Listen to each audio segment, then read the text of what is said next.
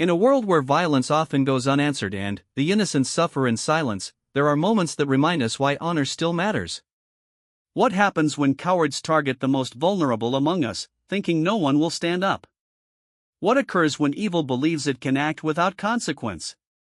This is the true story of an ordinary day that became extraordinary, when a group of thugs made the fatal mistake of choosing the wrong victim in the wrong place at the wrong time. They thought they were attacking a defenseless old man. They had no idea they were about to face the wrath of the Queen's Guard. Sometimes justice wears a red uniform and carries centuries of tradition. Sometimes it speaks with the authority of the crown itself. And sometimes it comes when you least expect it but need it most. This is that story. The morning mist hung low over the cobblestones of Horse Guards Parade as Arthur Pemberton made his way slowly across the ancient courtyard.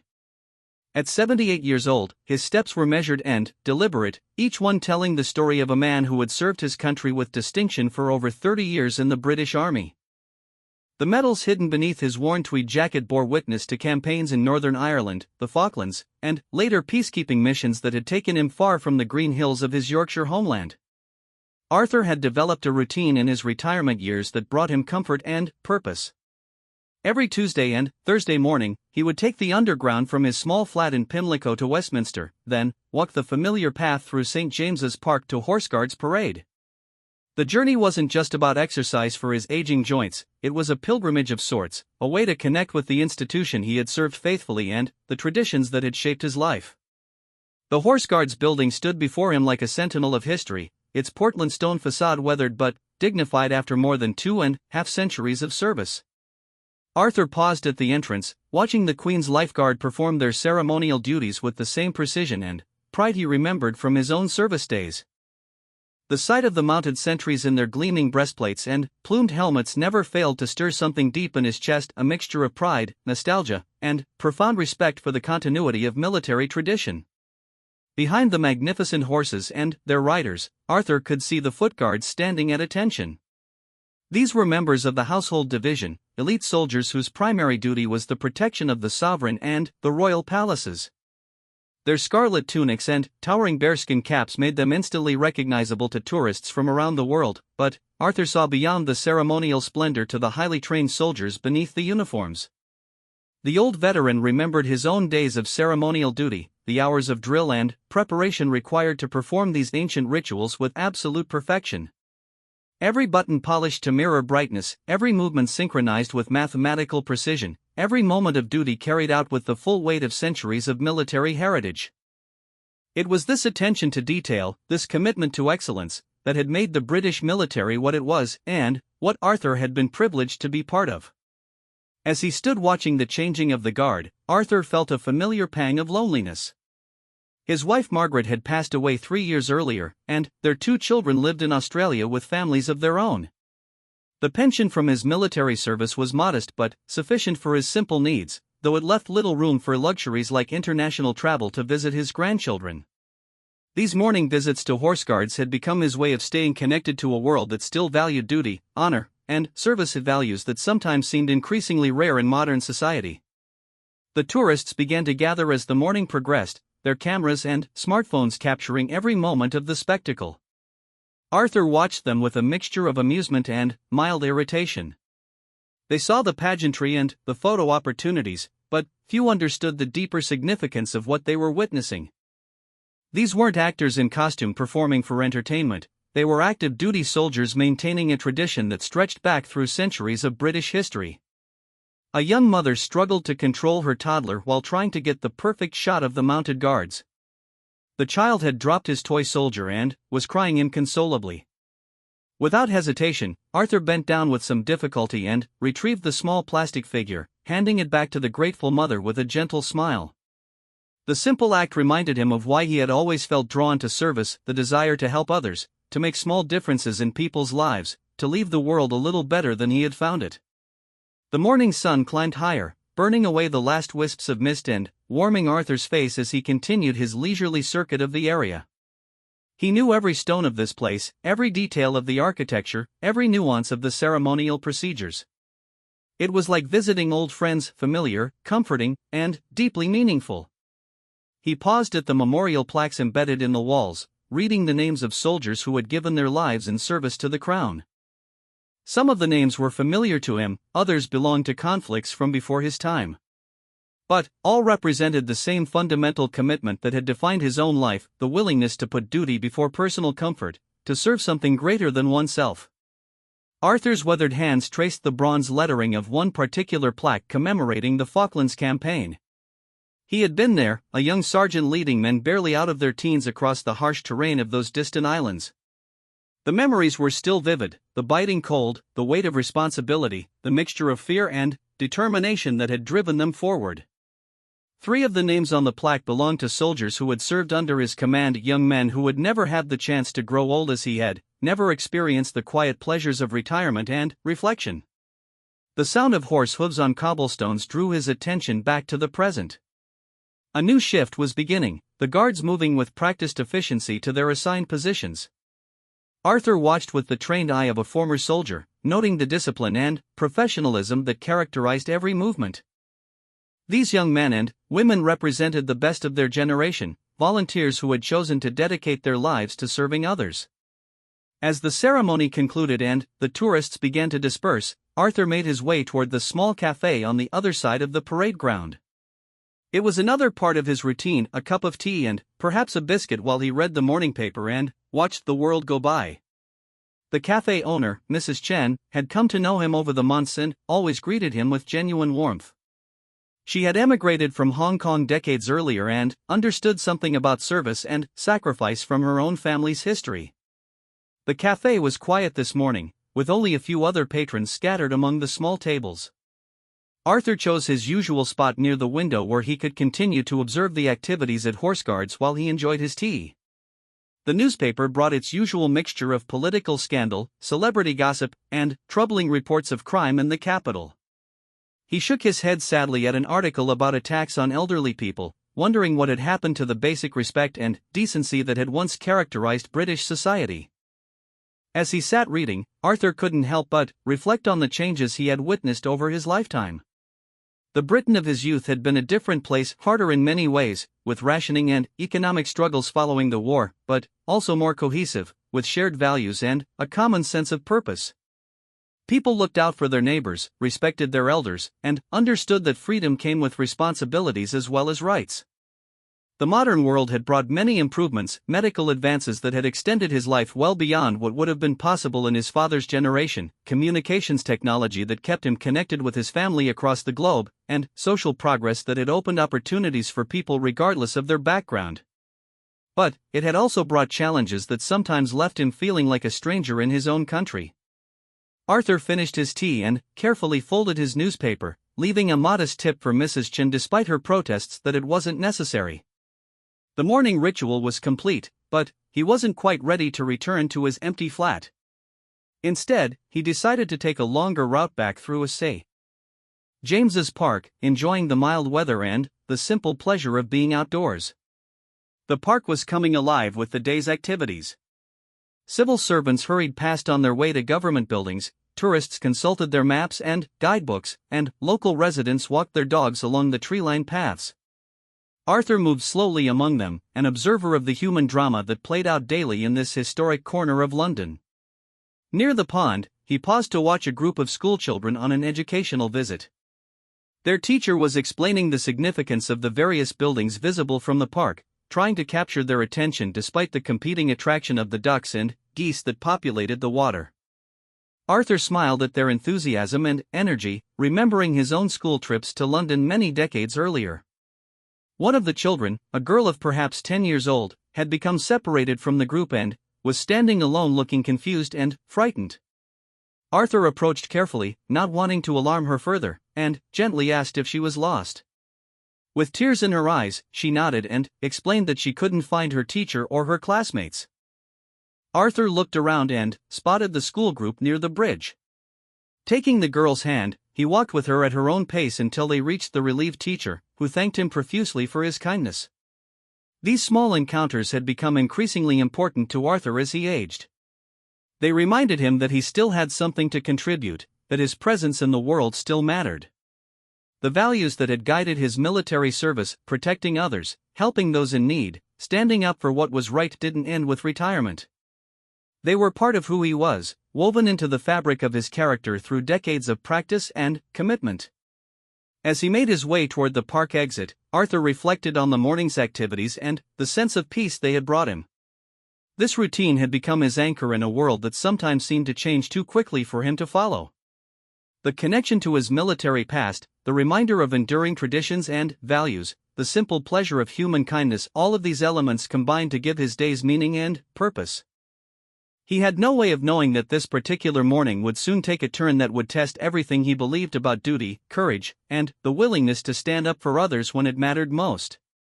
The trouble began as Arthur was making his way through the narrow passage that connected St. James's Park to the mall. It was a route he had taken countless times before, a quiet shortcut that avoided the busier tourist areas while still allowing him to enjoy the historic atmosphere of Royal London. The passage was lined with old stone walls and shadowed by overhanging trees, creating a sense of stepping back in time. 3 young men emerged from a side alley just ahead of him, their appearance immediately setting off alarm bells in Arthur's mind.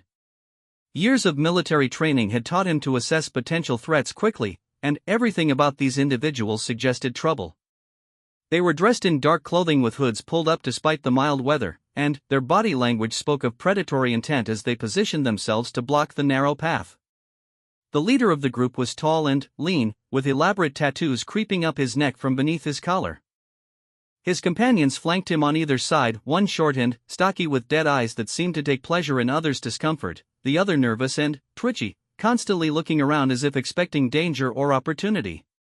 All 3 had the hardened look of street criminals who had long ago abandoned any pretense of legitimate employment. Arthur's first instinct was to turn around and find another route, but his military pride rebelled against the idea of retreating from common thugs. At 78, he knew he was no physical match for 3 younger men, but decades of service had ingrained in him a stubborn refusal to be intimidated. Besides, this was his city, his country, and he had earned the right to walk its streets without fear. The leader stepped forward with a mocking smile that revealed several missing teeth, evidence of previous encounters with violence. His voice carried the accent of inner-city London, but it was twisted with malice and practiced intimidation. Well, what have we here? Out for a morning stroll, Grandpa?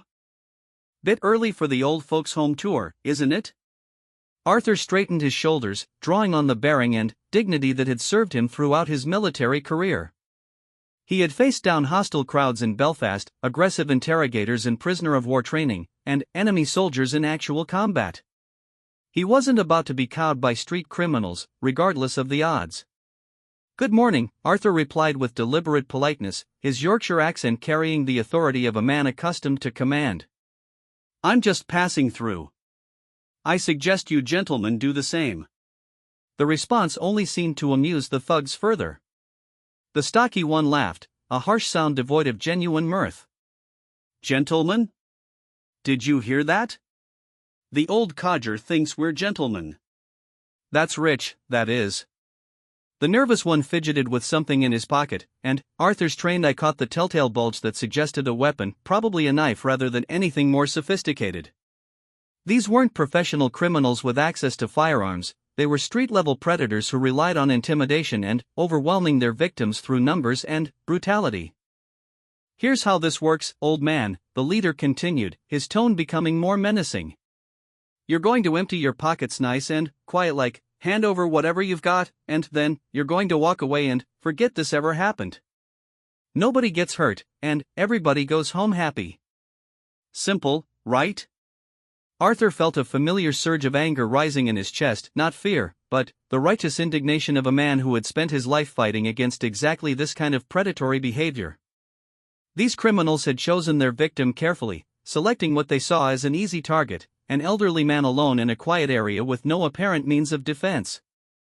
They had no idea they were confronting someone who had volunteered to face far greater dangers in service of his country. "I'm afraid I can't do that," Arthur said calmly, his voice steady despite the adrenaline beginning to course through his veins. "I suggest you reconsider your choices and move along." The leader's expression hardened, and Arthur recognized the look of someone unaccustomed to having their demands refused. These men were bullies at heart, used to easy victories over victims too frightened or weak to resist. The very idea that an elderly pensioner would stand up to them seemed to genuinely confuse them. "You think this is a negotiation, you senile old fool?" the leader snarled, stepping closer and allowing Arthur to smell the stale alcohol on his breath. "This isn't a debate. This is a robbery. You give us what we want, or we take it and leave you in a condition where you'll be drinking your meals through a straw for the next 6 months." Arthur had been in enough dangerous situations to recognize the moment when violence became inevitable.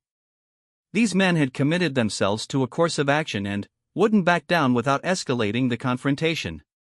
His military training kicked in automatically, assessing the tactical situation and looking for advantages despite the overwhelming odds against him. The passage was narrow, which would prevent all 3 attackers from coming at him simultaneously. The stone walls on either side were solid and could potentially be used to channel the fight or provide protection. There were no civilians in the immediate area to be endangered by any violence. Most importantly, Arthur knew that help was relatively close at hand. The horse guards were less than 200 meters away. But he also knew that his age and physical condition made a prolonged fight impossible. If this was going to happen, it would have to be quick and decisive. Arthur's mind raced through the combat techniques he had learned and practiced over decades of military service, adapting them to his current limitations and the specific threat he faced. The stocky thug pulled out a wicked-looking knife, its blade gleaming despite the shadows cast by the overhanging trees. "Last chance, Granddad. Your money or your life. And, before you answer, you should know we've done this before. We know how to make it hurt." Arthur's response was not what any of them expected. Instead of cowering or complying, the old veteran smiled, a cold, predatory expression that had once struck fear into the hearts of enemy soldiers. It was the smile of a man who had faced death many times and emerged victorious, who understood violence in ways these street criminals could never comprehend.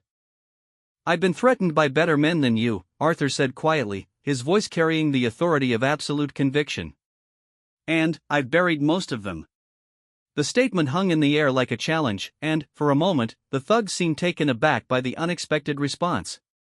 They had expected fear, pleading, perhaps desperate attempts at negotiation. Instead, they were facing a man who seemed almost eager for the confrontation.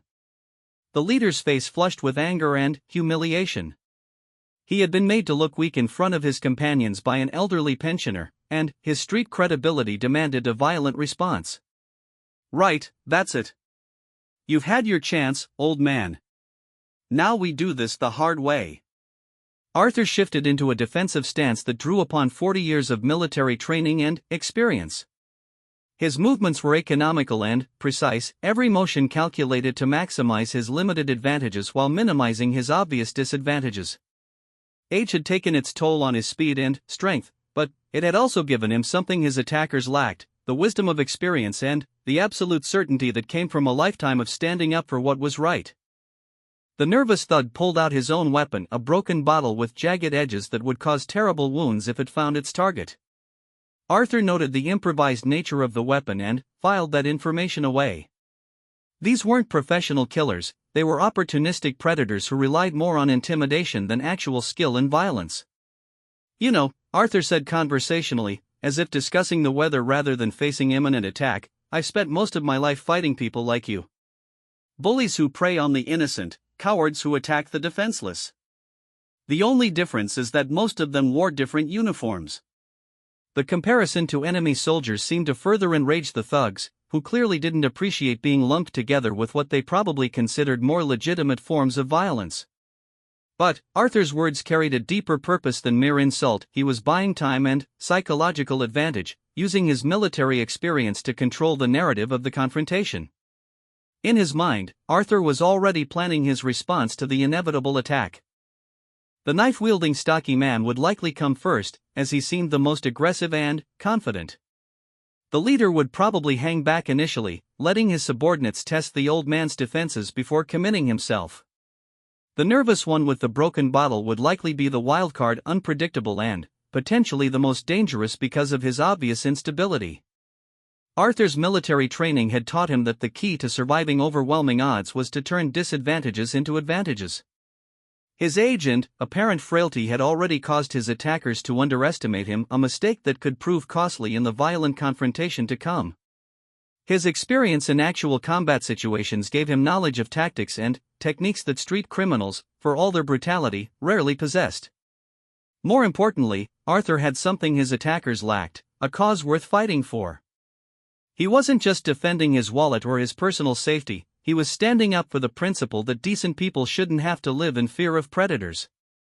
He was representing every elderly person who had been victimized by criminals like these, every veteran who had served their country only to be treated as easy prey in their golden years. The moment of violence was approaching rapidly, and Arthur could feel the familiar calm that had always descended upon him before combat.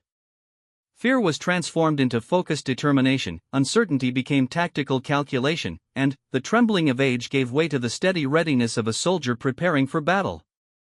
What none of them knew was that this confrontation was being observed by eyes that had been trained to watch for exactly this kind of situation, and that help was already beginning to move in their direction.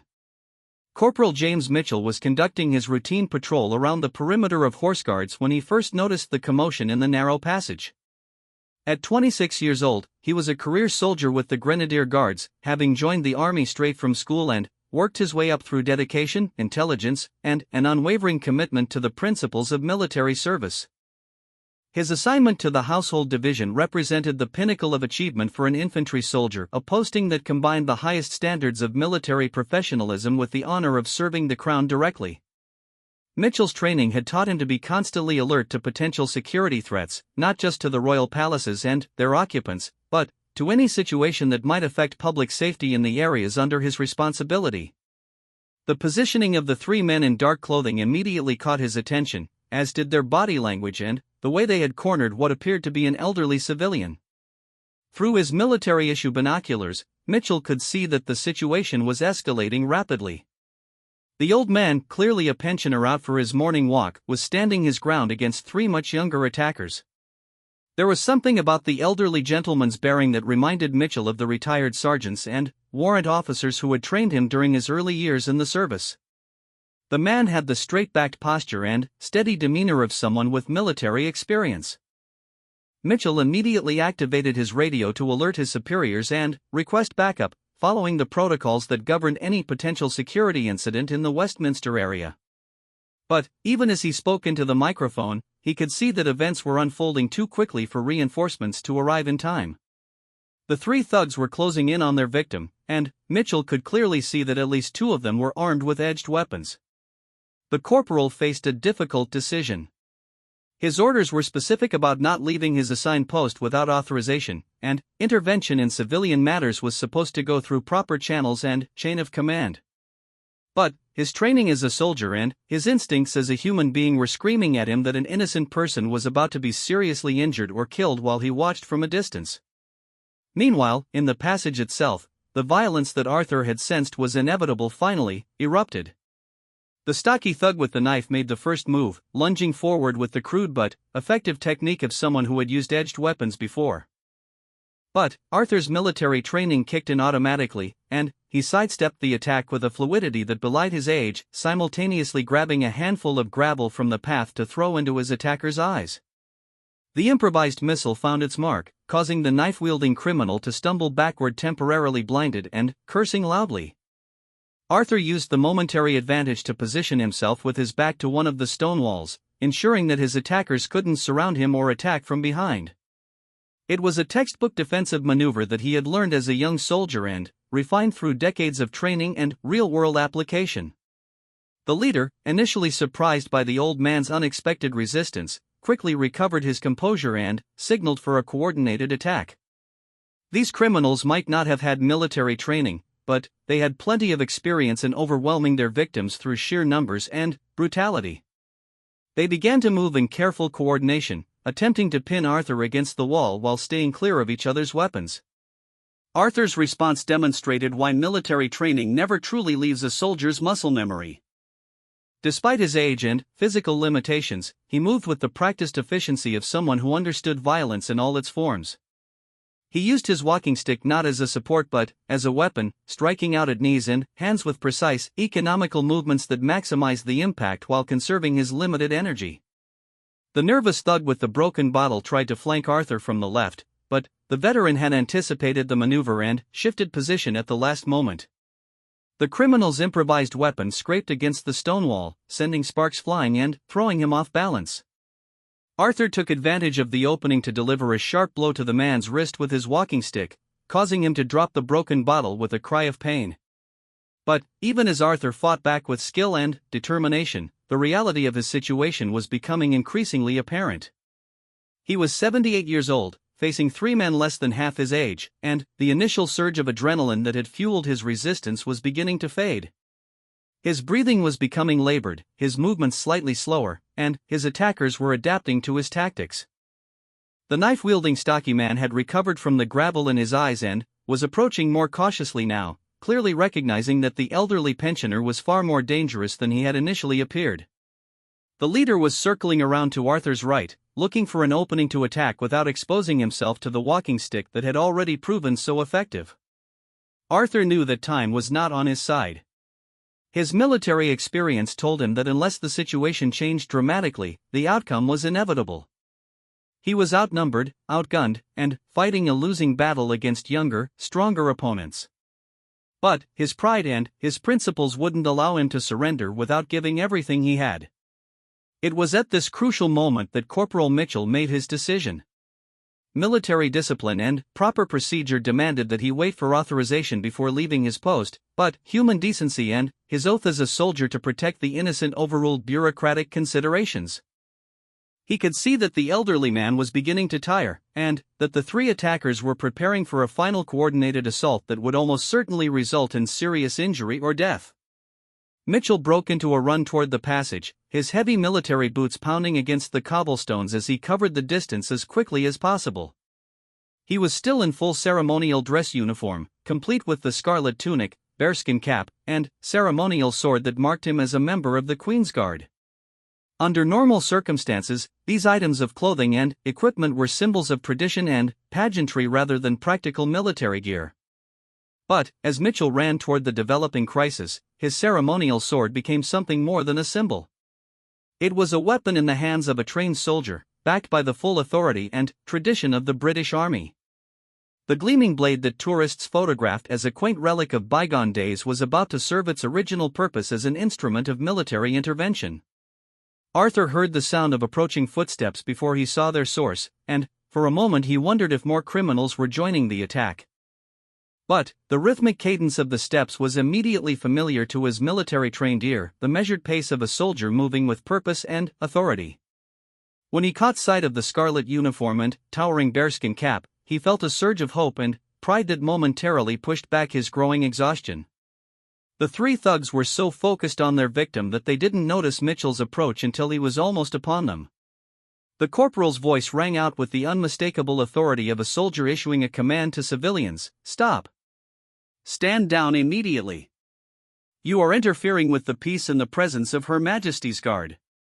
The leader of the criminal group spun around in surprise, clearly shocked by the sudden appearance of what looked like a character from a tourist postcard, but spoke with the voice of absolute authority. For a moment, the surreal nature of the situation seemed to freeze everyone in place, the 3 street criminals, the elderly veteran, and the ceremonially dressed soldier all standing in a tableau that would have been absurd if it weren't so deadly serious. But, the moment of surprise passed quickly, and the lead thug's expression hardened into defiant anger. He was too committed to the robbery to back down now, and the appearance of what he probably saw as a toy soldier in fancy dress wasn't enough to deter him from his criminal purpose.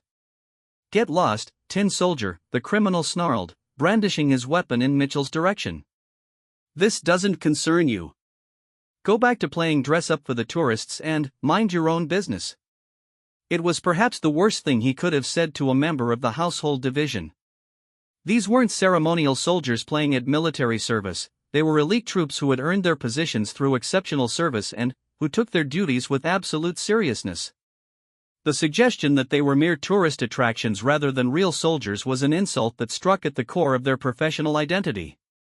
Mitchell's response was swift and decisive. His ceremonial sword cleared its scabbard with a practiced motion that spoke of countless hours of drill and training. The blade caught the morning sunlight as it came up into a guard position, transforming from a ceremonial ornament into a very real and very dangerous weapon in the hands of someone who knew how to use it. "I am Corporal Mitchell of Her Majesty's Grenadier Guards," he announced with the formal authority of military tradition behind him. "You will cease this attack immediately and surrender yourselves to my custody. This is not a request." The sight of the drawn sword and the absolute conviction in Mitchell's voice had an immediate effect on the three criminals. Street thugs were accustomed to intimidating ordinary civilians, but facing down a trained soldier with a blade in his hands was entirely outside their experience. The nervous one with the now dropped broken bottle began backing away immediately, clearly wanting no part of a fight against someone who looked like he might actually know how to use his weapon. But the leader and his knife-wielding companion were made of sterner stuff, or perhaps they were simply too committed to their criminal course to retreat. They had come too far and invested too much in this robbery to be scared off by what they still saw as an overdressed toy soldier, regardless of his sword and stern demeanor. Arthur, meanwhile, used the distraction provided by Mitchell's arrival to catch his breath and reassess the tactical situation. The arrival of military reinforcement had dramatically improved his odds, but he was still facing multiple armed opponents and the fight was far from over. He shifted his grip on his walking stick and prepared to coordinate his efforts with the young soldier who had come to his aid. The standoff that followed Mitchell's intervention lasted only seconds, but those moments stretched like hours in the tension-filled passage. The two remaining thugs, their nervous companion having retreated to a safer distance, weighed their options with the calculating minds of predators who had survived by knowing when to fight and when to flee. The sword in the guardsman's hands gleamed with deadly promise, but they still held numerical advantage and had already committed too much to the robbery to retreat without severe loss of face among their criminal peers. The leader made his decision first, launching himself at Mitchell with the reckless desperation of someone who had nothing left to lose. His attack was crude but effective, a rushing charge designed to overwhelm the guardsman before the ceremonial sword could be brought into effective use. But what the criminal failed to understand was that Mitchell's sword training had been conducted not by theatrical instructors but by military combat specialists who understood that ceremonial weapons might one day need to serve their original lethal purpose. Mitchell sidestepped the rush with fluid grace, bringing his sword around in a controlled arc that opened a shallow cut across the attacker's extended arm. The leader stumbled past, his momentum carrying him beyond Mitchell's guard, but the sight of his own blood flowing freely from the wound shocked him into a realization of just how serious this confrontation had become. Meanwhile, Arthur engaged the stocky knife wielder with renewed energy, drawing upon reserves of strength he hadn't known he still possessed. The arrival of military assistance had transformed what had been a hopeless defensive action into a coordinated tactical operation. Arthur feinted with his walking stick, drawing the thug's attention while positioning himself to support Mitchell's flanking maneuver. But the criminals' desperation made them more dangerous, not less. The wounded leader, realizing that retreat was no longer possible, drew a second knife from his jacket and prepared for a final, savage assault. The stocky thug, seeing his leader's renewed aggression, took heart and pressed his own attack against Arthur with increased fury. It was at this critical moment that the sound of additional footsteps echoed from the passage entrance. But these weren't the measured steps of a single soldier, this was the coordinated movement of an entire military unit responding to an emergency. Mitchell's radio call had reached the guard commander, and the response was swift and overwhelming. 6 additional members of the Queen's Guard arrived at the scene, their ceremonial appearance belied by the professional competence with which they moved to secure the area. These weren't parade ground soldiers playing at military service, they were combat veterans from conflicts in Afghanistan and Iraq, elite troops who had earned their positions through exceptional service in the most demanding military operations. The guard sergeant, a grizzled veteran named William Harrison with over 20 years of military experience, took in the situation at a glance and immediately began deploying his men to contain and resolve the threat. His voice carried the absolute authority of someone accustomed to being obeyed without question in life or death situations. Surround and contain, Harrison barked to his men. Non-lethal force unless absolutely necessary. Protect the civilian. The arrival of multiple armed soldiers transformed the confrontation completely. What had begun as a simple robbery attempt had escalated into a full-scale military intervention, with the entire weight of the British Army's most prestigious unit focused on 3 street criminals who suddenly found themselves vastly outmatched. The nervous thug who had earlier retreated took one look at the advancing guardsmen and immediately threw his hands in the air, clearly wanting no part of a fight against professional soldiers. His surrender was smart. These men had been trained to deal with insurgents and enemy combatants in some of the most dangerous places on earth, and they brought that same level of professional competence to this domestic security situation. But the leader and his knife-wielding companion were trapped by their own criminal pride and the desperation of men who knew that capture meant lengthy prison sentences. They chose to fight rather than surrender, attacking with the savage fury of cornered animals who had nothing left to lose. The leader's assault on Sergeant Harrison was brief and decisive. Harrison had survived multiple combat deployments and countless dangerous situations through superior training, tactical awareness, and the absolute conviction that came from representing something greater than himself. The criminal's knife thrust was deflected almost casually, and a precise application of hand-to-hand combat techniques left the thug unconscious on the cobblestones. The stocky knife wielder, seeing his leader's defeat, made one last desperate attempt to harm Arthur before being overwhelmed by superior numbers. But Arthur, drawing upon decades of military training and experience, managed to entangle the man's weapon arm with his walking stick long enough for two guardsmen to subdue him safely. Within minutes, all three criminals were secured and, under guard, their weapons confiscated and their brief reign of terror brought to an abrupt end. The narrow passage that had witnessed such violence moments before was now filled with the calm professionalism of soldiers who had successfully completed their mission. Arthur found himself surrounded by concerned guardsmen checking for injuries and ensuring his well-being. Despite his exhaustion and the minor cuts and bruises he had sustained during the fight, he was filled with a profound sense of pride and satisfaction. He had stood his ground against overwhelming odds, and, when help arrived, it had come in the form of soldiers who represented everything he had spent his life serving.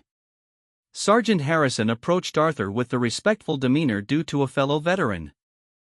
Even without seeing Arthur's military bearing and hearing his calm responses during the crisis, Harrison recognized something familiar in the elderly man's composure and dignity. "Are you injured, sir?" Harrison asked, his voice carrying the concern of one soldier for another. "Do you require medical attention?" Arthur straightened his shoulders and looked the sergeant directly in the eye. "Nothing serious, Sergeant. Thank you for your assistance. It's good to know the standards of the guards haven't declined since my day." Harrison's eyebrows rose slightly at the implication that Arthur had military experience. "May I ask what unit you served with, sir?" "Yorkshire Regiment, later absorbed into the Duke of Lancaster's," Arthur replied with quiet pride. 32 years of service, including tours in Northern Ireland and the Falklands. Retired as Regimental Sergeant Major. The revelation transformed the guardsman's attitude toward Arthur completely. He wasn't just an elderly civilian who had been attacked by criminals, he was a fellow soldier, a veteran who had served with distinction and honor. The respect in their bearing became even more pronounced as they recognized they were in the presence of someone who had earned the right to their professional courtesy. "Regimental Sergeant Major," Harrison repeated with genuine reverence. "My apologies, sir. We should have recognized a fellow soldier immediately." Arthur waved away the apology with characteristic modesty. "No need for that, Sergeant. You and your men performed admirably." The response was textbook quick, decisive, and professional. "Your training shows." Corporal Mitchell approached the group, having secured his ceremonial sword and restored his uniform to proper order. Despite the violent confrontation, he maintained the immaculate appearance expected of a member of the Queen's Guard. Arthur looked at the young soldier with obvious approval and respect. "Corporal," Arthur said formally, "I want to thank you for your intervention. You showed initiative and courage under pressure. Your instructors should be proud." Mitchell came to attention with parade ground precision. "Thank you, sir. It was an honor to assist." "Your own performance was impressive, reminded me of the old sweats who trained me when I was fresh out of basic."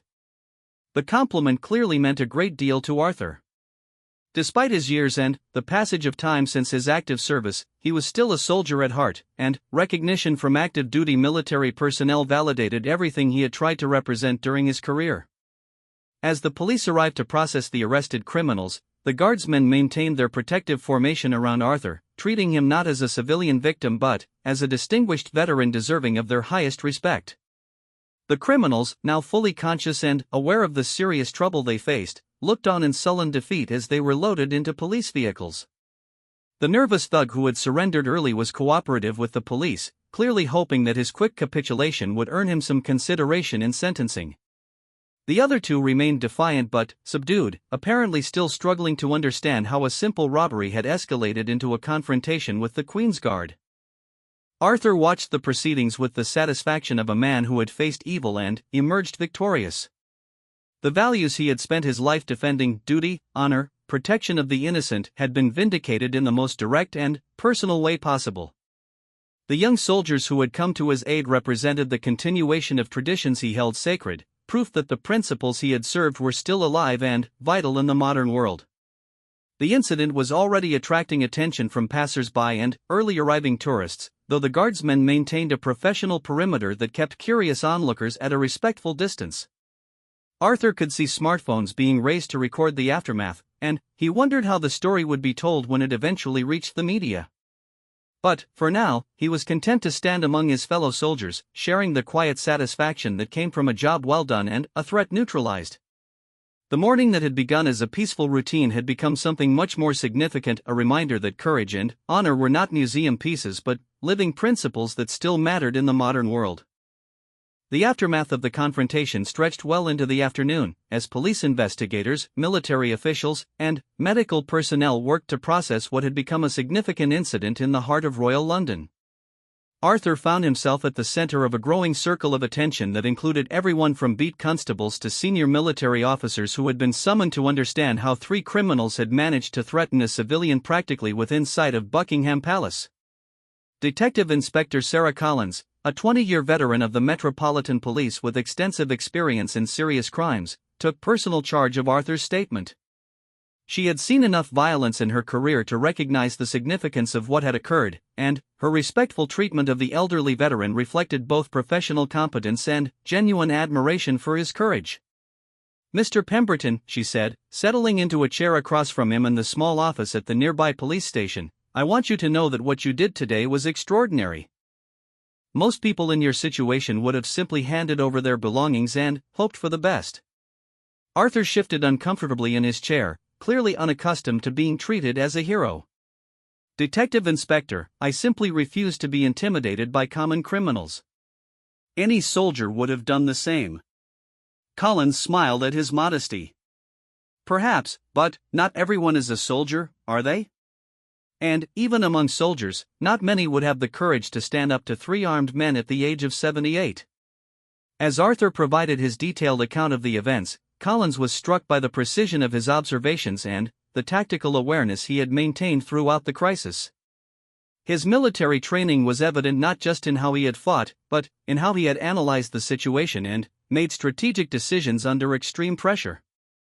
Meanwhile, word of the incident was spreading through military channels with the speed that only significant events achieve in tightly knit professional communities. By late afternoon, Arthur received an unexpected visitor in the form of Colonel James Hartwell, the commanding officer of the Grenadier Guards and a man whose own distinguished career included service in both Iraq and Afghanistan. Colonel Hartwell was an imposing figure even in civilian clothes, carrying himself with the bearing of someone accustomed to command and responsibility.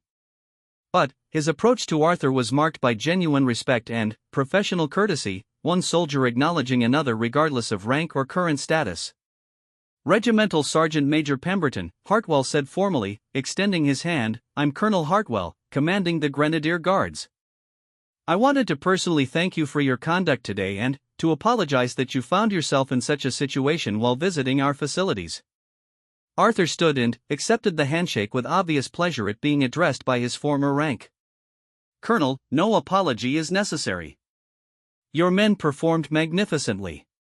Corporal Mitchell in particular showed exceptional initiative and courage." "Yes, he did," Hartwell agreed. "And his actions have been noted appropriately.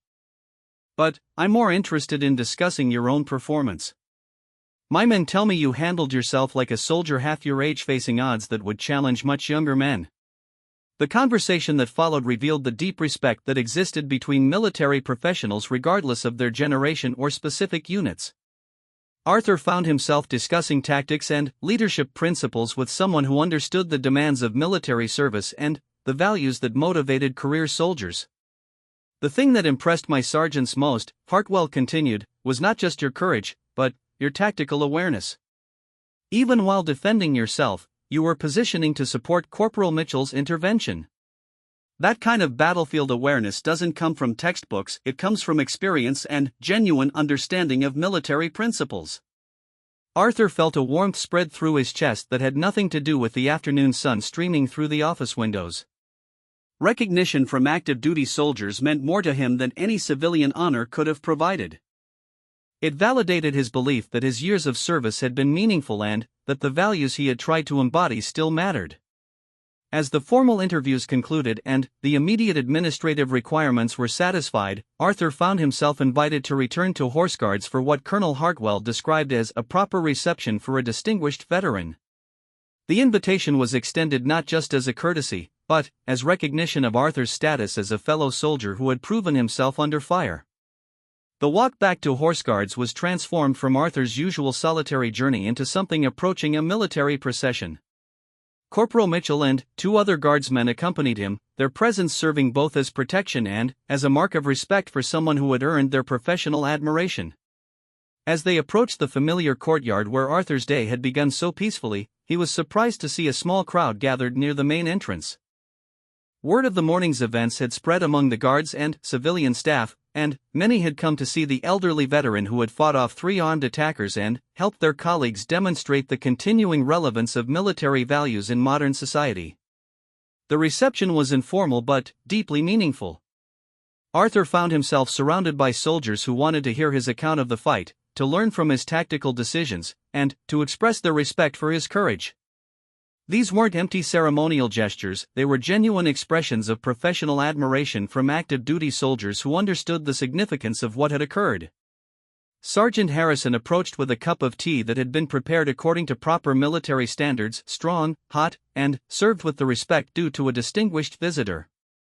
"RSM Pemberton," he said, using Arthur's former rank with obvious pleasure, "the lads wanted me to tell you that you're welcome here any time. Consider yourself an honorary member of the Queen's Guard." Arthur accepted the tea with hands that trembled slightly, though whether from age, emotion, or delayed reaction to the morning's violence was unclear. "Sergeant, that's one of the finest honors I've ever received. I'll treasure it."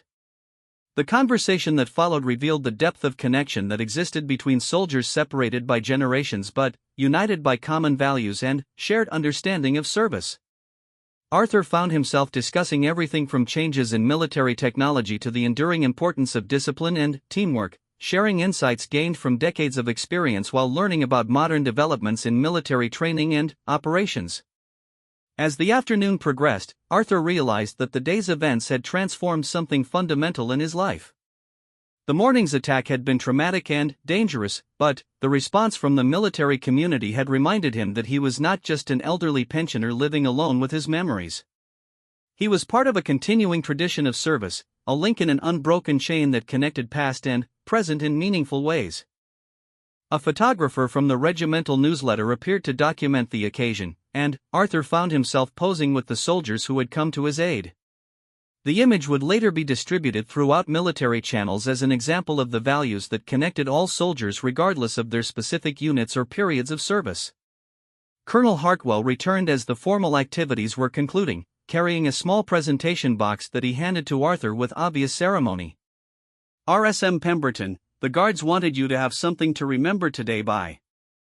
It's not much, but it comes with the respect and gratitude of every soldier who heard about your actions."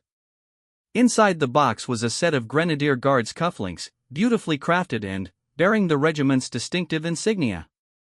They were the kind of item that soldiers treasured throughout their careers and, beyond, symbols of belonging to something greater than themselves. Arthur's eyes filled with tears as he examined the gift, understanding the significance of being presented with items bearing another regiment's insignia. It was an honor rarely accorded to outsiders, a recognition of his status as a fellow soldier who had proven himself worthy of their respect. "Colonel," he said, his voice thick with emotion, "I will treasure these for the rest of my life. Thank you for reminding an old soldier that his service still matters." As the day drew to a close and Arthur prepared to return to his flat in Pimlico, he reflected on the extraordinary transformation that a few hours had brought to his life. The morning's routine had been shattered by violence, but from that destruction had emerged something precious: renewed connection to the military family he had thought he had left behind, validation of the values he had spent his life defending, and proof that courage and honor remained relevant in the modern world. The journey home on the Underground was different from countless previous trips. Fellow passengers seemed to sense something changed about the elderly gentleman in the tweed jacket, though few could have guessed the remarkable events that had marked his day. Arthur sat quietly, fingering the cufflinks in his pocket and remembering the faces of the young soldiers who had welcomed him as one of their own. The local news that evening carried a brief report about the incident, describing it as an attempted robbery that had been foiled by the quick intervention of the Queen's Guard. But the media coverage couldn't capture the deeper significance of what had occurred, the moment when an elderly veteran had rediscovered his place in a community he had never really left, and when young soldiers had been reminded of the continuing relevance of the traditions they served. Arthur's phone rang that evening with calls from his children in Australia, who had somehow heard about the incident and wanted to ensure their father's safety. For the first time in years, he had exciting news to share, stories of courage and camaraderie that reminded them all of the man they had always known him to be. As he prepared for bed that night, Arthur looked at himself in the mirror and saw not just an elderly pensioner but a soldier whose service continued in ways he had never imagined. The morning's violence had been traumatic, but it had also been transformative, proving that the values he had spent his life defending remained vital and that his connection to the military family was unbroken. The cufflinks sat on his bedside table, gleaming in the lamplight like symbols of renewed purpose and belonging. Tomorrow would bring another day, another opportunity to walk the familiar paths around horse guards and to remember that some things, duty, honor, courage, and the bonds between soldiers, never really fade away. Arthur Pemberton fell asleep that night not as an isolated elderly man haunted by memories of better days, but as a soldier who had proven himself once again and found his place in a continuing story of service and sacrifice. The thugs who had attacked him thinking they had found an easy victim had instead discovered the enduring power of military values and the unbreakable bonds that connect all those who choose to serve something greater than themselves.